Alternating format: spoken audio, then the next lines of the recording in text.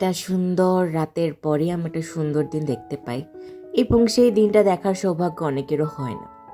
তাই জীবনের যে সমস্ত সিচুয়েশনের মধ্যেই থাকুক না কেন, সৃষ্টিকর্তাকে ধন্যবাদ দেওয়া উচিত। হাই, আমি তমা, আমার নতুন একটা ভিডিওতে আপনাদের সবাইকে জানাচ্ছি স্বাগত। আমি গতকালকে রাতে 2টা পর্যন্ত কাজ করছিলাম, সেটাই দেখাইলাম। তারপরে আজকে দুপুরে না, সকালের দিকে হচ্ছে ব্রেকফাস্ট করলাম। তারপরে এখানে হচ্ছে আমি আমার জার্মানে আমার নিজের পরিচয় দিচ্ছিলাম।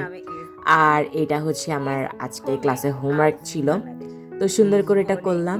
করার পরে দুপুরের দিকে আজকে লাঞ্চ করেছিলাম হচ্ছে খিচুড়ি।